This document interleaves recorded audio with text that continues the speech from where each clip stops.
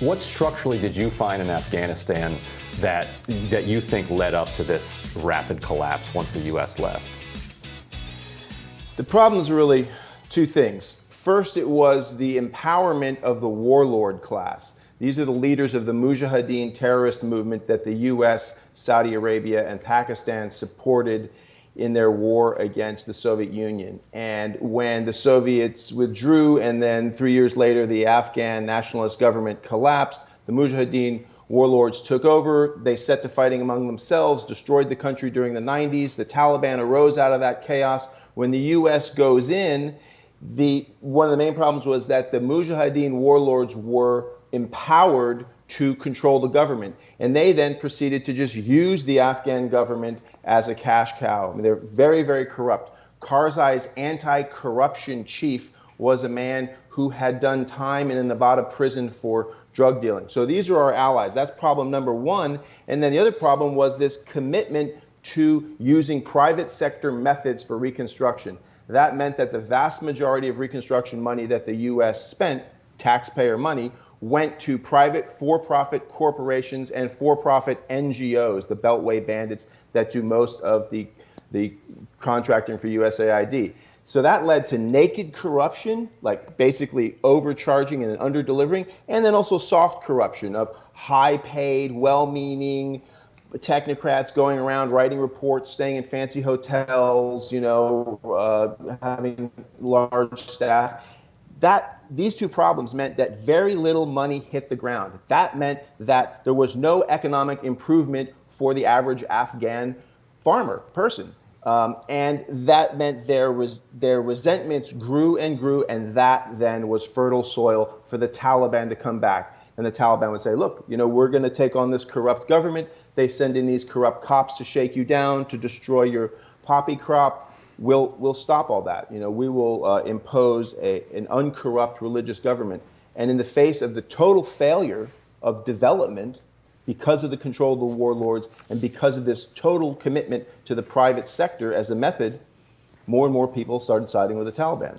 This is like the definition of insanity, right? They told us forever that Afghanistan was going great, and then now they're blaming the voter for supposedly it being their fault. I joined the Marine Corps in 2007 during the height of the surge in Iraq, and I thought the same thing, right? And then I went to Iraq, and I led a police training team there. I'll just give you the Iraq example.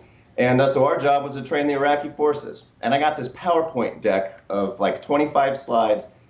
We call them stoplight charts that rated our partner force, green, yellow, red on if they were good, mediocre, or bad. And these guys were all rated green and yellow. And in about 2 weeks, I was like, that's completely wrong. They should be red on most of these.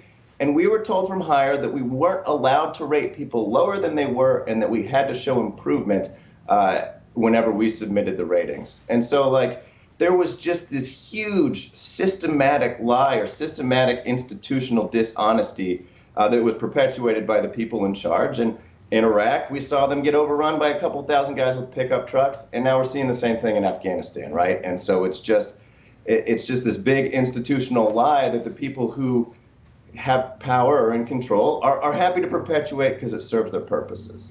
And Lucas, when I saw that Atlantic article and I saw the headline, I thought, wow, this is actually bold of the Atlantic, because I assumed the Atlantic was talking to its readers who are kind of the elite around the world, and that would be a fair thing to say to the elite. This was your fault. But it turned out no, that's not what they meant in that article or in that headline. I'm curious, in Afghanistan, aside from Iraq, what was the moment that you realized everything there was a lie?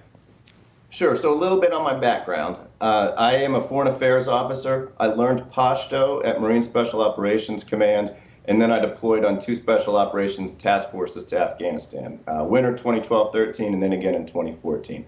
And I think it was when so I oversaw 6,000 Afghan local police in Western Afghanistan, and I've never seen a more paper tiger force. They didn't win a battle. No one won a battle if we didn't fight it for them. For the 2015 fighting season, the job of the Afghans, this was after 13 years, mind you, was just to supply themselves with the basic essentials, food and ammunition. they couldn't do it, and it became my job to make sure that they got the goods from Kabul to Helmand. Like, at that point, I thought, if they don't have this after 13 years, they're never going to have it. They just didn't have the motivation. And I think, or the capabilities. And I mean, it was really like, the Afghan National Security Forces, they were just a jobs program. And the people who joined up needed money. They wanted money so that they could survive. And they weren't warriors. They didn't have a good feel for the mission. And I think that the moment where I really knew that this was never going to go anywhere was when I was interviewing Taliban prisoners in the Herat City Penitentiary. And just the motivation, the clear objectives, the calm, firm demeanor that they had just showed their resolve compared to the people that we were propping up.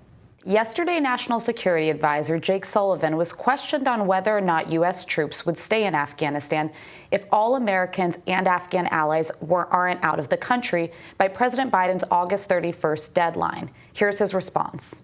If that mission is not complete by August 31st, and there are Americans and Afghan allies who remain there, will U.S. troops stay until everyone is out, or will they leave? So I'm not going to comment on hypotheticals. What I'm going to do is stay focused on the task at hand, which is getting as many people out as rapidly as possible, and we will take that day by day. So you can't commit to bringing back every American. There's a large number. Sullivan later took to Twitter to clear the air, tweeting, quote, "When I was asked about whether we're going to get all Americans out of Afghanistan, I said, that's what we intend to do, and that's exactly what we'll do and are accomplishing right now with the HKIA reopened and operational, thanks to the incredible work of our troops and diplomats." Sullivan then reportedly revealed that the Taliban has told the U.S. it will provide safe passage for civilians to reach the airport in Kabul. Oh, gosh. Well, so it we seems have to like rely on the Taliban. I mean, that's crazy, right? I mean, for them to say, well, the Taliban's helping, I guess. But here's the thing. America wants to have it both ways. Like, America wants to have full control of Kabul and also to withdraw troops from Kabul. America doesn't want us negotiating with the Taliban, but we also want the Taliban to do what we say.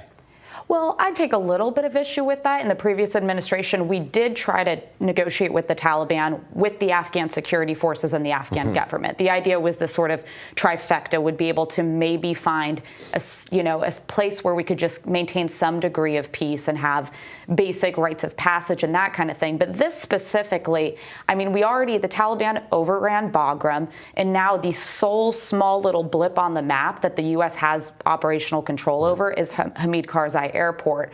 I would not take the Taliban's word for it on this. There's already imagery popping up from Reuters journalists on the ground of attacks surrounding the Kabul airport from the Taliban against Afghans trying to flee. So I think it's only a matter of time before we see an uptick in violence.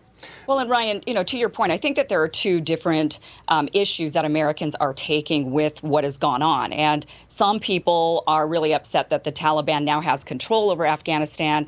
And you're kind of right. People were hoping that we could withdraw but still maintain control. So some people are really upset that the Taliban now has full control over Afghanistan. Others, like myself, are upset over the lack of an evacuation plan to coincide with the withdrawal of the troops. Many of us were absolutely adamant for an end to this war. We did not want this to go on. We wanted a swift withdrawal. We wanted to just rip the Band-Aid off. We kind of knew. I mean, I personally felt like, yeah, of course, Afghanistan's going to end up in the hands of the Taliban, but you can't help that. It's just better to rip the Band-Aid off. But we wanted to see an evacuation plan in place that would have allowed American citizens and Afghans who helped us out